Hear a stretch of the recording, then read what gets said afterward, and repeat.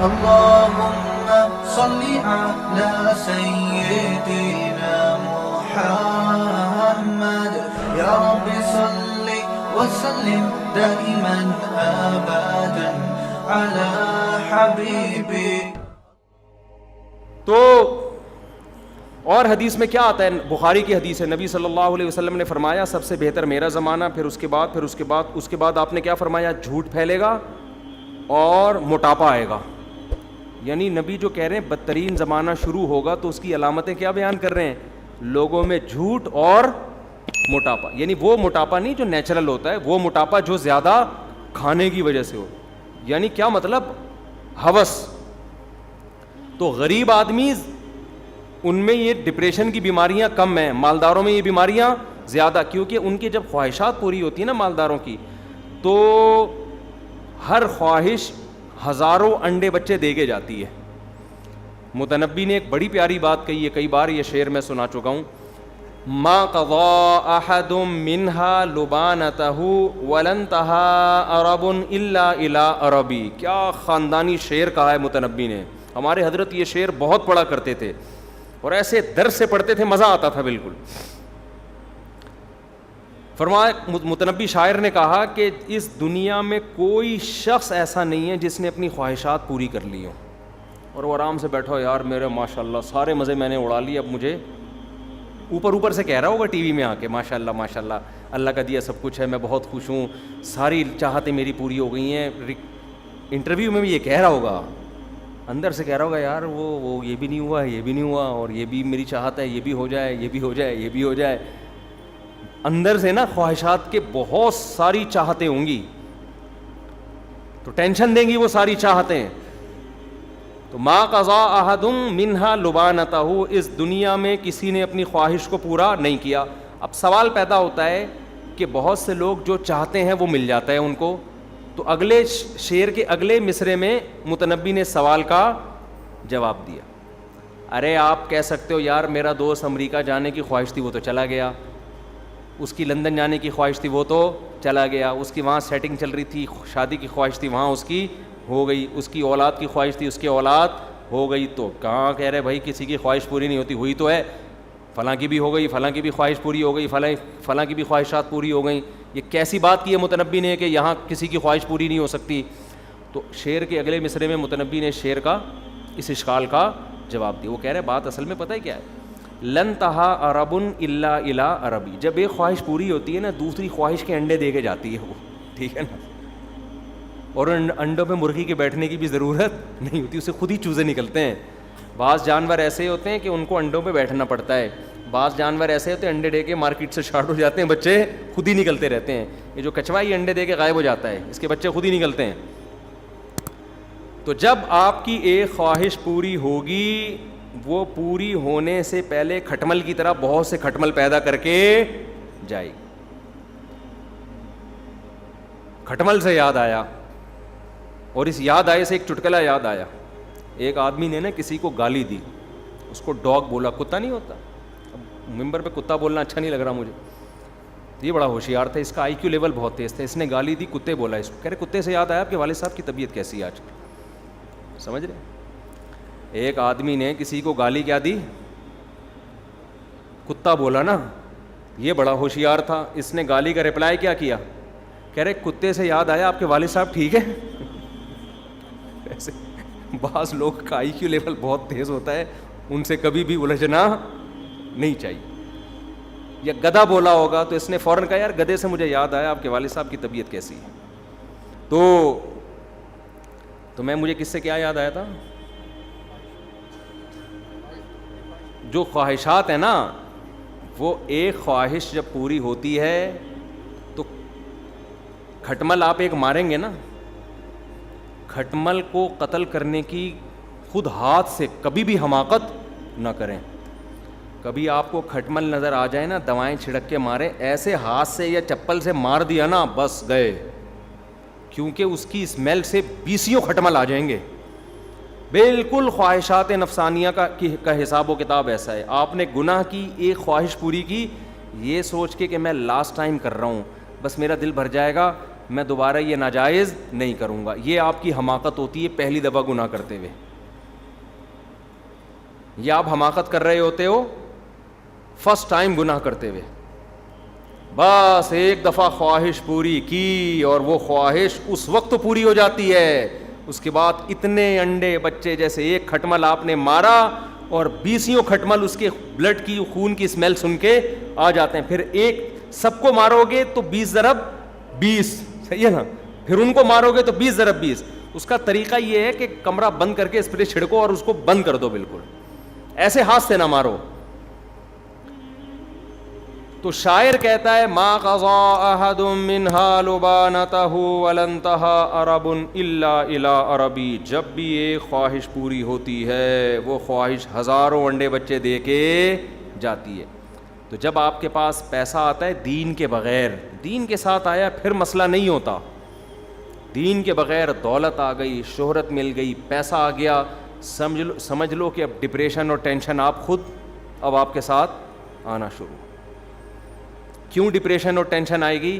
وجہ اس کی یہ ہے کہ انسان جس چیز کے ساتھ رہتا ہے نا اس سے انسان کو محبت ہو جاتی ہے. خوب ٹیکنیکل پوائنٹ ہے, اس کو اچھی طرح سے سمجھیں, یہ نوٹ کرنے کا پوائنٹ ہے, اس کو سمجھیں. آپ نے گدھا پال لیا, گدھا کوئی ایسی چیز ہے جس کو انسان دل دے بیٹھے؟ میں نہیں کہوں گا گدھے سے مجھے کیا یاد آیا, ایک مثال دے رہا ہوں. ہو جاتی ہے نا محبت, جس چیز کے بھی ساتھ رہتا ہے انسان. لوگوں کو اپنے گھر کے در و دیوار سے محبت ہو جاتی ہے, اپنے گاؤں سے محبت ہو جاتی ہے. تو ہمارے حضرت فرمایا کرتے تھے کہ جب انسان پیسے کے ساتھ رہتا ہے نا, پیسے والے کے پاس پیسہ ہوتا ہے تو اس کو پیسے سے محبت, پھر پیسے کے ذریعے آپ کی خواہشات پوری ہوتی ہیں تو آپ کو خواہشات سے, بولو نا, محبت, چاہتوں سے محبت. چاہتوں سے محبت ڈپریشن کا بیج ہے, ٹینشن کا بیج ہے. کیونکہ ایک چاہت پوری ہوگی اس سے بڑی چاہت آپ کے دل میں پیدا ہو چکی ہوگی, پھر اس سے بڑی. انگریزوں کو دیکھ لو نا, آپ انگریزوں کو دیکھو, ساری چاہتیں ان کی پوری ہو رہی ہیں لیکن ان سے عیاشی نہیں چھوٹتی, اور چاہتے ہیں کچھ نیا ہو, کچھ نیا ہو, مزید کچھ عیاشی ہو, مزید کچھ عیاشی ہو, کچھ ایسا کرے کہ یار کچھ نیا ہو جائے بالکل. بس بور ہو جاتے ہیں بہت جلدی پچھلی لائف سے وہ. تو اس سے کیا آ رہا ہے, جب چاہتوں کی محبت پیدا ہو رہی ہے, خواہشات کی محبت پیدا ہو رہی ہے, کمپرومائز, غموں سے کمپرومائز کرنا انسان بھوک برداشت نہیں ہوتی, اس سے بھوک ہی برداشت نہیں ہو رہی, اور کوئی ٹینشن برداشت نہیں ہو رہی. نتیجہ کیا نکلتا ہے؟ چاہتیں پوری ہونے سے ٹینشن ختم ہونے کے بجائے اور زیادہ بڑھنا. غریب آدمی نے دولت دیکھی نہیں ہوتی, جب رہا نہیں ہے تو اس میں دولت کی محبت اتنی ہوتی نہیں, وہ کمپرومائز کر کے بیٹھا ہوتا ہے یار زندگی. جیسے وہ مزدور کی میں مثال دیتا ہوں نا, وہ کمپرومائز کر کے بیٹھ, ان کو پتہ ہے یار ہمارے پاس پیسہ آ ہی نہیں سکتا, انہوں نے یہ فرض کیا ہوا ہے یار ہمارے اندر قابلیت ہی یہی ہے, صبح اٹھنا ہے, ہم نے سیمنٹ کی بجری بنانی ہے, یہ کرنا ہے, یہ کرنا ہے, اور ایسے شام کو جا کے سو جانا ہے, بس دہاڑی مل رہی ہے ہمیں, ہم اس پہ کیا ہیں, خوش ہیں. تو وہ واقعی خوش ہیں, وہ واقعی ٹینشن میں نہیں ہے. تو خوب سمجھ لو, اللہ نے خواہشات پوری کرنے کی جگہ دنیا نہیں رکھی ہے, عیاشی کی جگہ کیا ہے, آخرت ہے. دنیا میں جو عیاشی چاہ کے آخرت کا نقصان کر بیٹھے گا وہ اس سے بڑا بیوقوف دنیا میں کوئی نہیں ہے. اور اپنی خواہشات کو جتنا سمیٹو گے نا اس محدود میں اللہ لذت آپ کی بڑھا دے گا, یہ اللہ کا انعام ہے. وہی میں مثال دیتا ہوں روزے کی. دیکھو مجھے بتاؤ, رمضان میں جب آپ روزہ رکھتے ہو, جتنا لمبا روزہ ہو افطاری کا مزہ اتنا ہی زیادہ ہو جاتا ہے کہ نہیں ہو جاتا؟ وجہ کیا ہے؟ آپ نے صبح سے لے کے اپنی پیٹ اور زبان کی خواہشات کو کیا کیا, بولتے کیوں نہیں, کیا ہو گیا پتہ نہیں, قربان کیا نا. تو نقص جزا کیا ملتی ہے کہ جب یہ خواہش پوری ہوگی تو مالدار آدمی یا جو روزہ خور آدمی ہے صبح سے کھاتا رہا ہے, اسے اس وقت کھانے میں وہ لذت اس کا آدھا بھی محسوس نہیں ہوگی, اور آپ کو ایسا مزہ آئے گا کہ آپ کہو گے یار دسترخوان کھا جاؤں میں.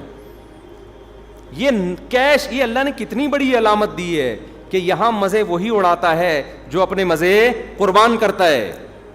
جو لوگ زنا کرتے ہیں, بد نظری کرتے ہیں, انٹرنیٹ پر فحش فلمیں دیکھتے ہیں, نکاح کی لذت اللہ ان سے چھین لیتے ہیں. آپ سمجھتے ہو میں فحش فلمیں دیکھوں گا تو میں عیاشی والی زندگی گزاروں گا. او بھائی جو نئی فلمیں دیکھتے نا وہ حلال میں اس سے زیادہ لذت اللہ ان کو عطا کر دیتا ہے جو آپ فحش فلمیں اور زنا کر کے اور لڑکیوں سے باتیں کر کے لذت حاصل کرنے کی کوشش کر رہے ہو. من تعجل بشیء قبل اوانہ عوقب بحرمانہ. حضرت رابعہ بصریہ کا نام سنا نا, بڑی ولی اللہ تھیں. ان کا قول ہے یہ کہ جو شخص کسی چیز کو وقت سے پہلے حاصل کرتا ہے وقت پر اللہ اسے اس لذت سے محروم کر دیتے ہیں. وقت پہ اللہ اسے لذت. میں اکثر یہاں ایک واقعہ بیان کرتا ہوں, تھوڑا حیا کے خلاف ہے, لیکن کچھ چیزیں ایسی ہوتی ہیں جو جب تک وہ واقعہ صحیح بیان نہ کرو تو وہ موٹیویشن نہیں ملتی. ہمارے ایک استاذ گاؤں میں, ہم گئے کسی گاؤں میں, ہمارے دورے ہوا کرتے تھے 2 مہینے کے دورے صرف دورہ نحو.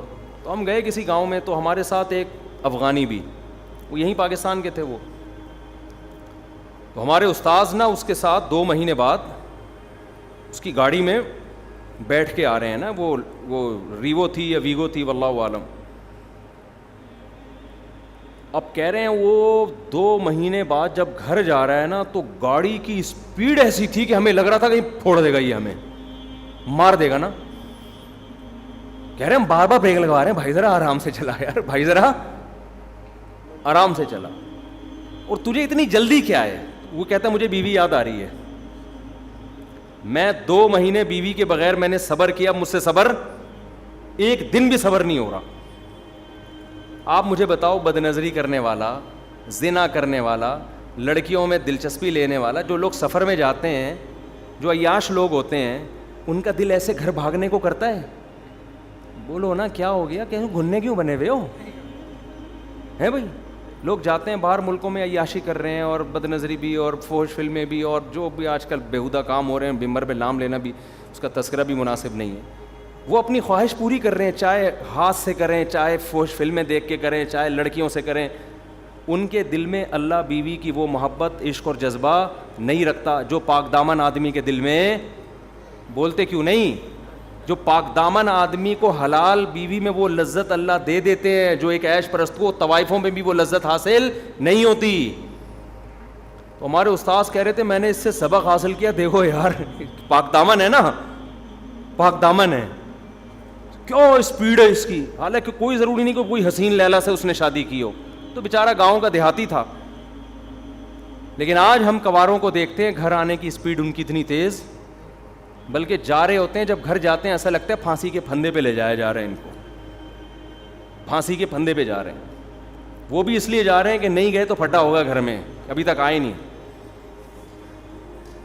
بیگمیں انتظار کر رہی ہوتی ہیں, 2 بج گئے ہیں, بندہ مارکیٹ سے شارٹ ہے, شوہر آتا ہی نہیں گھر میں, 3 بج گئے ہیں, پتہ نہیں ہے کہاں غائب ہو گیا بندہ, کہاں غائب ہو گیا, تلاش کرو اس کو. اور بندہ آ بھی رہا ہوتا ہے سالوں کے ڈر سے, سسر کے ڈر سے, فون نہ آ جائے, پیٹ نہ دیں, یار شادی کی ہے ٹائم تو دو. تو من تاج, یہ دنیا کا اصول ہے. دنیا میں جو گناہگار آدمی ہے, جو عیش پرست آدمی ہے, دنیا میں لذتیں, دیکھو شراب پینے والا سمجھتا ہے میں بڑی عیاشی کر رہا ہوں, خدا کی قسم عیاشی میں وہ ہے جو شراب نہیں پیتا. اللہ تعالیٰ نے خواہشات پوری کرنے کی جگہ کون سی رکھی ہے؟ جنت میں. یہ اصل بات یہ چل رہی تھی, دائیں میں بہت ہم گھومنے شروع کر دیتے ہیں. دنیا میں جب بھی کوئی خواہش پوری ہوگی ہزاروں انڈے بچے دے کے جائے گی. میں شراب کی مثال دے رہا تھا کہ شراب میں شرابی کہتے ہیں بڑا مزہ ہے, بڑی لذت ہے. ارے اگر لذت اور سکون ہے تو یہ شرابی لوگ بیویوں کو کوٹتے پوٹتے کیوں ہیں؟ زیادہ تر شرابی لوگ طلاقیں دیتے ہیں بیویوں کو, ماں باپ تک ہاتھ پر ہاتھ اٹھا لیتے ہیں, کبھی کسی کی دکان توڑ رہے ہیں, ڈپریشن میں, ٹینشن میں. ان کو سکون چاہیے.